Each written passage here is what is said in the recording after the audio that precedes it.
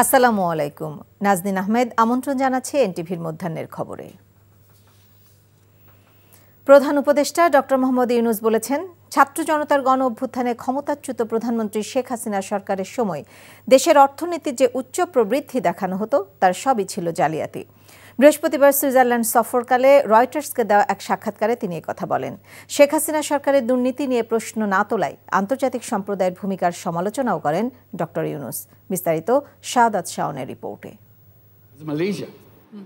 দেশ থেকে পালিয়ে যাওয়া সাবেক প্রধানমন্ত্রী শেখ হাসিনা ক্ষমতায় থাকাকালীন সময়ে বাংলাদেশের প্রবৃদ্ধি নিয়ে ফাঁকা বলি দিয়েছিলেন বলে জানিয়েছে অন্তর্বর্তীকালীন সরকারের প্রধান উপদেষ্টা ডক্টর মোহাম্মদ ইউনূস।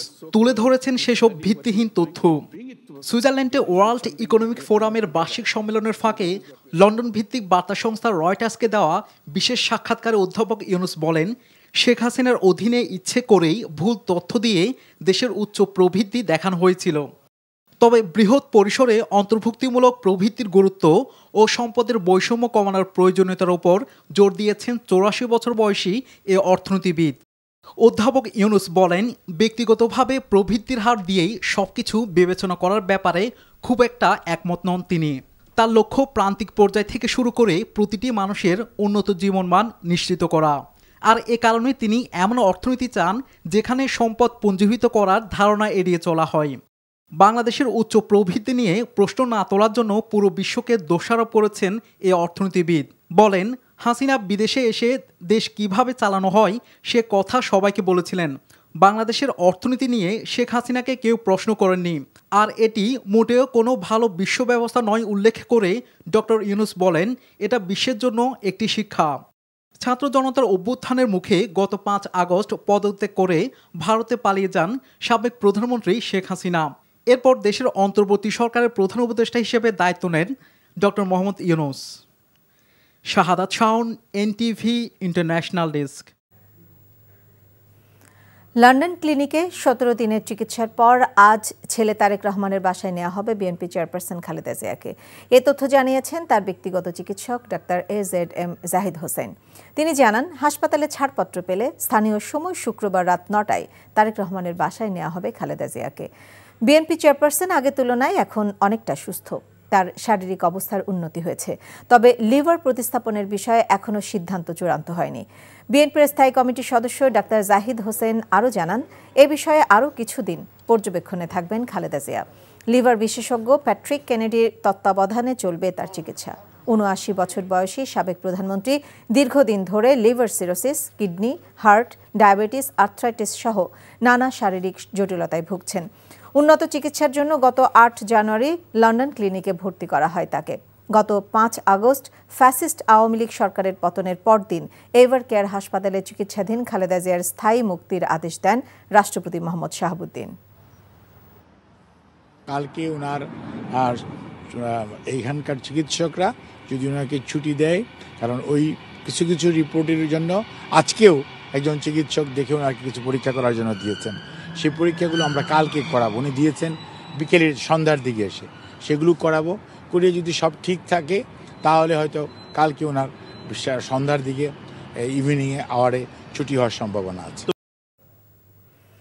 উপদেষ্টাদের মধ্য থেকে কিংস পার্টি গঠনের চেষ্টা চলছে বলে মন্তব্য করেছেন বিএনপির সিনিয়র যুগ্ম মহাসচিব রুহুল কবির রিজভী। তিনি বলেন, জন আকাঙ্ক্ষা পূরণের বিপরীতে সরকারের ভেতর থেকে রাজনৈতিক দল গঠনের চেষ্টা করায় জনমনে অন্তর্বর্তীকালীন সরকারের নিরপেক্ষতা নিয়ে প্রশ্ন উঠেছে। আরাফাত রহমান কোকর 10ম মৃত্যুবার্ষিকী উপলক্ষে বনানী কবরস্থানে দোয়া ও মোনাজাত শেষে গণমাধ্যম কর্মীদের এসব কথা বলেন তিনি। উপদেষ্টাদের কথার মাঝে শেখ হাসিনার বক্তব্যের পুনরাবৃত্তি দেখা যাচ্ছে উল্লেখ করে তিনি বলেন, ফ্যাসিস্টরা বলতো আগে উন্নয়ন পরে গণতন্ত্র, আর উপদেষ্টাদের কেউ কেউ বলছেন আগে সংস্কার পরে নির্বাচন। এ সময় তিনি আরও বলেন, বিএনপি দীর্ঘ 15 বছরের গণতান্ত্রিক আন্দোলন গণ অভ্যুত্থানের পথকে সুগম করেছে এবং এই আন্দোলনের ফসল অন্তর্বর্তী সরকার বলেও মন্তব্য করেছেন বিএনপির এই নেতা। যে উপদেষ্টাদের মধ্যে থেকে চেষ্টা করা হচ্ছে যে একটা কিংস পার্টি করার, তারপরে বিভিন্ন ক্ষেত্রে আমরা দেখেছি বিভিন্ন জায়গায় প্রশাসনের বিভিন্ন ক্ষেত্রে নিয়োগের ক্ষেত্রে বিশেষ কোনো রাজনৈতিক দলকে তারা প্রাধান্য দিচ্ছেন বা ইয়ে করছেন। এগুলো ঠিক করুন, এগুলো ঠিক না করলে পরে আপনারা অন্তর্বর্তীকালীন সরকারের ধারণা মানুষের কাছে এটি একটি নিরপেক্ষ সরকার, কিন্তু এটা অনন্তকাল ধরে সংস্কার চলবে আর নির্বাচন হবে না, এইটা হতে পারে না। যখন শুনি আগে সংস্কার পরে নির্বাচন, এ যেন মনে হয় শেখ হাসিনার সেই কথারই প্রতিধ্বনি। 10ম গ্রেডে বেতন স্কেল বাস্তবায়নের দাবিতে কেন্দ্রীয় শহীদ মিনারে সমাবেশ করেছেন সারা দেশ থেকে আসা সরকারি প্রাথমিক বিদ্যালয়ের সহকারী শিক্ষকরা। সকাল 10টায় এই সমাবেশ শুরু হয়। সমাবেশে শিক্ষকদের এক দফা এক দাবি, শিক্ষকদের 10ম গ্রেড, জেগেছে রে জেগেছে, শিক্ষক সমাজ জেগেছে, আমার সোনার বাংলায় বৈষম্যের ঠাঁই নাই ইত্যাদি স্লোগান দিতে দেখা যায়। বর্তমানে 13তম গ্রেডের মাধ্যমে প্রাথমিক শিক্ষকদের তৃতীয় শ্রেণীর কর্মচারী হিসেবে দেখা হচ্ছে বলে অভিযোগ করেন তারা। দ্রুততম সময়ের মধ্যে তাদের 10ম গ্রেডে উন্নতি করে প্রজ্ঞাপন দেবারও দাবি জানানো হয় সমাবেশ থেকে। বর্তমানে 13তম গ্রেডে মূল বেতন 11,000 টাকা আর 10ম গ্রেডের মূল বেতন 16,000 টাকা। সহকারী শিক্ষকদের, প্রাথমিক বিদ্যালয়ের সহকারী শিক্ষকদের এন্ট্রি যোগ্যতা হচ্ছে ন্যূনতম দ্বিতীয় শ্রেণী, গ্রাজুয়েট দ্বিতীয় শ্রেণী। এই গ্রাজুয়েট দ্বিতীয় শ্রেণীর হাই স্কুলে সহকারী শিক্ষকদেরও 10ম গ্রেড, কিন্তু প্রাথমিক বিদ্যালয়ের সহকারী শিক্ষকদেরকে 10ম গ্রেড দিচ্ছে না। আমাদের সমপরিমাণ যোগ্যতা নিয়ে সকলেই আজকে 10ম গ্রেডে অবস্থান করতেছে। আমরা তো অবশ্যই 10ম গ্রেড দাবিদার এবং 10ম গ্রেড পাবো সেই প্রত্যাশা আমরা সরকারের কাছে করি। বৈষম্য দূর হলে শিক্ষকদের এই বৈষম্যের শিকার, এই বৈষম্যের হাত থেকে রক্ষা পেলে অবশ্যই আমাদের দেশে আমাদের প্রাথমিক শিক্ষা বিশ্ব মানসম্পন্ন হবে আমরা আশা করি। নির্বাচন ইস্যুতে দূরত্ব বাড়ছে বিএনপি ও জামায়াতে ইসলামীর। ন্যূনতম সংস্কার করে চলতি বছরের মাঝামাঝি নির্বাচন চায় বিএনপি, তবে অন্তর্বর্তী সরকারকে আরও সময় দেওয়ার পক্ষে জামায়াত। দলটি বলছে সংস্কার ছাড়া গ্রহণযোগ্য নির্বাচন হবে না। ইমরুল হাসানের রিপোর্ট। বিলম্ব হচ্ছে ততই রাজনৈতিক এবং অর্থনৈতিক। অন্তর্বর্তী সরকার দায়িত্ব নেয়ার পর যৌক্তিক সময়ের মধ্যে নির্বাচনের কথা বলে আসছিল বিএনপি। সম্প্রতি সেই অবস্থান থেকে সরে এসে চলতি বছরের জুলাই আগস্টের মধ্যে নির্বাচনের দাবি তুলেছে দলটি। আমরা মনে করেছিলাম যে যৌক্তিক সময়ের মধ্যে তারা নির্বাচন দেবে, কিন্তু যৌক্তিক সময়ের মধ্যে নির্বাচনে কোনো ঘোষণা না আসার জন্যই আমরা যারা স্টেক হোল্ডার, বিএনপি তো একটা স্টেক হোল্ডার, আমরা মনে করি যে সরকারকে এনাফ টাইম দেওয়া হয়েছে এবং যদি জুন জুলাই মাসে নির্বাচন করা দেয় তাহলে এক বছরের মধ্যে নির্বাচনটা হয়ে যায়। সেই জন্য আমরা এই দাবিটা করেছি। সংস্কার বলে ইলেকশনকে প্রলম্বিত করা ঠিক হবে না। কোনটার ভিত্তিতে বলছেন যে নির্বাচন প্রলম্বিত করার লক্ষণ মনে হচ্ছে? তোমার এটা হইতে পারে, হবে তো বলে নাই, তাহলে কি দাঁড়াইতেছে? তবে তাদের সাথে একমত নয় জামায়াতে ইসলামী। সংস্কার অসম্পূর্ণ রেখে তাড়াহুড়া করে নির্বাচনের বিপক্ষে তারা। 15টা বছর আমরা একটা নিরপেক্ষ নির্বাচনের জন্য যদি অপেক্ষা করতে পেরে থাকি, তাহলে 2-3-4 মাস আগে হলো কি পরে হলো, that is not matter. Important হচ্ছে ইলেকশনটা ফেয়ার হচ্ছে কিনা। আমি আপনাকে 4 বছর সময় দিলাম, বাট ইলেকশন যা তাই হলো, তা আমার এই সময় দিয়ে এই রক্তদান কোনো কাজে আসবে না। এই জন্য আমাদের কাছে টাইম ফ্যাক্টর নয়, ফ্যাক্টর হচ্ছে যে নিরপেক্ষ নির্বাচনের জন্য প্রয়োজনীয় সংস্কারটা কখন হচ্ছে, দ্যাট ইজ ইম্পর্ট্যান্ট। অন্তর্বর্তীকালীন সরকারকে তো আমরা খুব লং রানে বলবো না যে আপনি 5-6 বছর থেকে সব কিছু করে দিয়ে যান। ওনারা তো এসছেন জনগণের নির্বাচিত প্রতিনিধির কাছে ক্ষমতা হস্তান্তর করার জন্য। সেখানে যতটুকু সময় লাগবে আমরা অতটুকু সময় তো দিব। সংস্কার এবং সংস্কারের সময়সীমা নিয়েও ভিন্ন মত রয়েছে দুই দলের। কেবলমাত্র নির্বাচন কেন্দ্রিক সংস্কারের পক্ষে বিএনপি, আর সংস্কারের জন্য অন্তর্বর্তী সরকারকে আরও কিছুটা সময় দিতে চায় জামায়াত। ইলেকশন কেন্দ্রিক সংস্কারগুলো করলেই তো হয়ে যায়। শাসনতান্ত্রিক সংস্কার, তারপরে অন্যান্য সংস্কার, প্রশাসনিক সংস্কার, এটা তো পার্লামেন্ট লাগবে, ডিবেট হবে, ডিবেট হয়ে সিদ্ধান্ত হবে। ঠিক আছে, রিপোর্ট দিয়েছে, আমরা রিপোর্ট সম্বন্ধে আমাদের মন্তব্য দিচ্ছে, আমাদের নেতারা দিচ্ছে। এখন একটা নির্বাচিত পার্লামেন্ট হলে সেই পার্লামেন্টে বসে এগুলো আলোচনা করে যদি গ্রহণযোগ্য হয় গ্রহণ করা হবে। ইলেকশন সিস্টেমের রিফর্ম,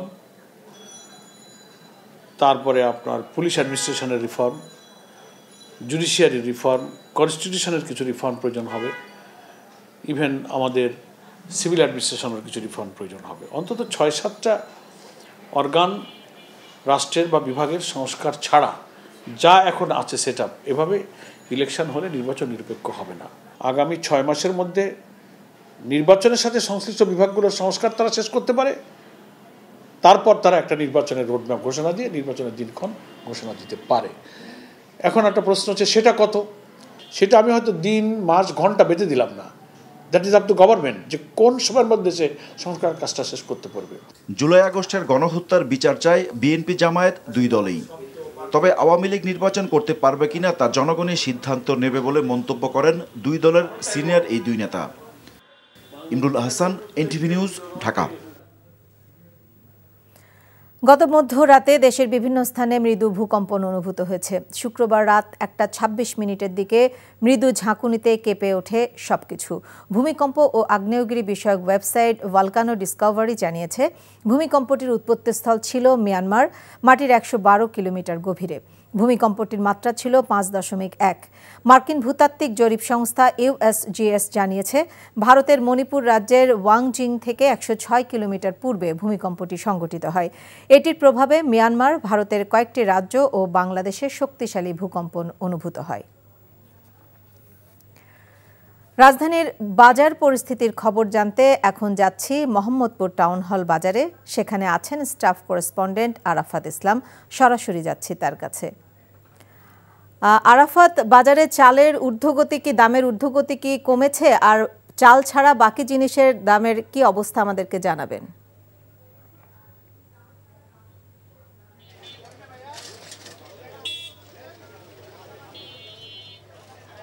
গেল কয়েক সপ্তাহ ধরে কিন্তু আমরা দেখতে পাচ্ছি চালের বাজারের অস্থিরতা। ব্যবসায়ীরা যেমনটি বলছেন, তারা আশা করেছিলেন ভারত থেকে চাল আমদানির খবরে হয়তো কিছুটা চালের দাম কমবে, তবে বাজারে ঘুরে আমরা সেটি দেখতে পাইনি। বিক্রেতারা বলছেন নতুন করে দাম না বাড়লেও কিন্তু চালের দাম কমেনি, এবং না কমার কারণ যেটা বলতে পারছেন, তারা যেখান থেকে পাইকারি রেটে চাল আনেন বা মিলের যারা রয়েছেন তারা যেমনটি বলছেন যে ধানের দাম যেহেতু বেশি, তার ফলে কিন্তু চালও ঊর্ধ্বগতি দামে বিক্রি হচ্ছে এবং প্রায় সব ধরনের চাল 8 থেকে 10 টাকা কেজিতে বাড়তি দামে বিক্রি হচ্ছে। এর পাশাপাশি যদি ভোজ্য তেলের কথা বলি, আমরা দেখতে পাচ্ছি নতুন বছরের শুরু থেকেই কিন্তু আবার যে বোতলজাত সয়াবিন তেল, সেটির একটি সরবরাহ ঘাটতির কারণে কৃত্রিম সংকট দেখা দিয়েছে। এবং বিক্রেতারা যেটি বলছেন যে হাতে গোনা দু একটি প্রতিষ্ঠান ছাড়া কিন্তু বেশিরভাগই বিপণনকারী যে প্রতিষ্ঠানগুলো রয়েছে তারা কিন্তু বাজারে তেল সরবরাহ করছেন না। এর ফলে কিন্তু ক্রেতারা তারাও কিন্তু একটি সংকটের মধ্যে পড়েছেন এবং বাড়তি দামে তাদের তেল কিনতে হচ্ছে। অন্যদিকে স্বস্তির খবর হচ্ছে গিয়ে গেল সপ্তাহের তুলনায় আলু এবং পেঁয়াজের দাম কিছুটা কমেছে।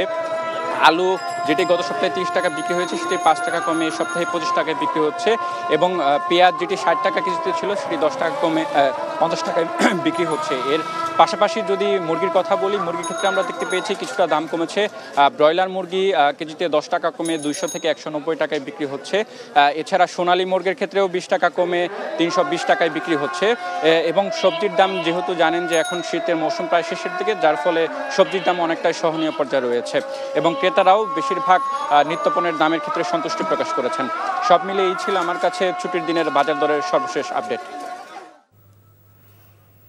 শুনছিলাম রাজধানীর বাজার পরিস্থিতির খবর। অবশেষে 31 জানুয়ারি থেকে শুরু হচ্ছে তাবলিগ জামাতের বিশ্ব ইজতেমার প্রথম পর্ব। ইজতেমা উপলক্ষে ময়দান প্রস্তুতকরণের কাজ চলছে জোরে সোরে। গাজীপুর এবং আশেপাশে জেলার তাবলিগ জামাতের মুসল্লিদের পাশাপাশি সাধারণ মুসল্লিরাও স্বেচ্ছাশ্রমের ভিত্তিতে ইজতেমা ময়দানে কাজ করছেন। এরই মধ্যে ময়দান জুড়ে চটের সামিয়ানা স্থাপন, অজু গোসলের জায়গা মেরামত, পানি ও ড্রেনেজ ব্যবস্থার সংস্কার, ময়দানের অভ্যন্তরীণ রাস্তা সংস্কারের কাজ শেষ হয়েছে। অপরদিকে মুসল্লিদের জন্য তুরাগ নদীর উপরে ভাসমান সেতু স্থাপনের কাজ করছে সেনাবাহিনী।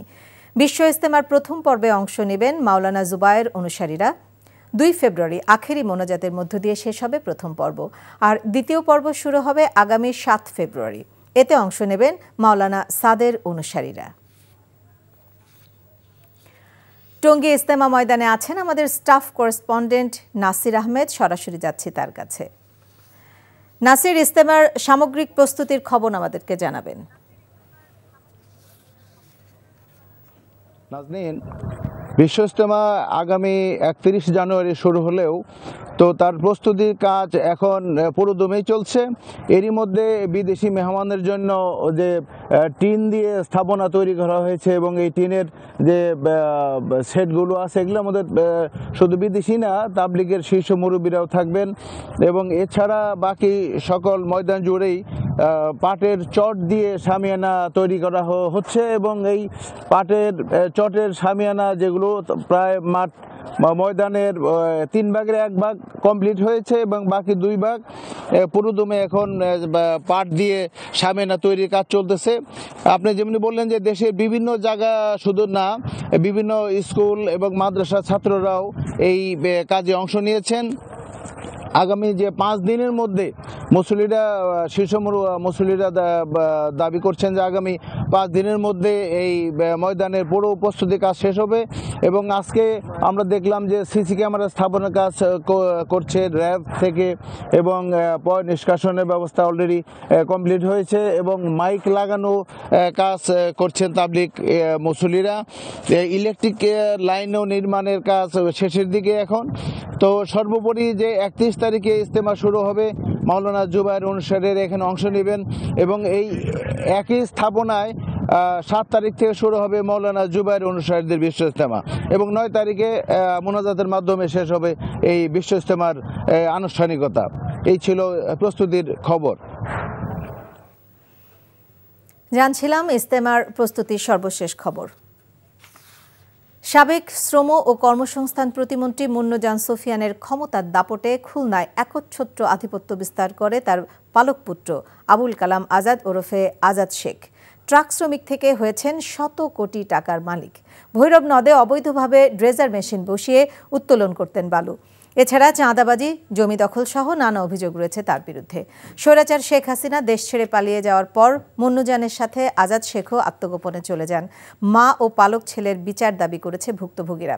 আজিজুল ইসলামের ক্যামেরায় খুলনা থেকে মোহাম্মদ আবু তোয়েবের পাঠানো রিপোর্ট। শুধু বেগম মুন্নুজান সুফিয়ান নয়, তার পালক ছেলে আবুল কালাম আজাদ ওরফে আজাদ শেখেরও ছিল খুলনায় আধিপত্য। ট্রাক শ্রমিক থেকে রাতারাতি বনে যান কোটিপতি। সবই হয়েছে তার আশ্রয়দাতা বেগম মুন্নুজান সুফিয়ানের আশীর্বাদে। ভৈরব নদকে তার পৈতৃক সম্পত্তি ভাবতেন আজাদ। ড্রেজার বসিয়ে নদ থেকে বালু উত্তোলনে ছিল না কোনো বাধা। গণপূর্ত বিভাগের সংরক্ষিত এলাকার দেয়াল ফুটো করে খুলনা যশোর মহাসড়ক ও রেললাইনের তলদেশ দিয়ে পাইপ নিয়ে গেছে মহেশ্বর পাশা আরাংঘাটা এলাকায়। সবই হয়েছে প্রশাসনের নাকের ডগায়। এছাড়া জলাশয় ভরাট করে আবাসিক এলাকা তৈরি, চাঁদাবাজি, জমি দখল, ভয়ভীতি দেখিয়ে আবাসিক ভবন দখল সহ নানা অভিযোগ মুন্নুজান সুফিয়ানের পালক পুত্রের বিরুদ্ধে। মুন্নুজান সুফিয়ান তাকে আর কি শেল্টার দিত, কয়েকশো কোটি টাকার ব্যবসা করছে এবং তার এই টাকার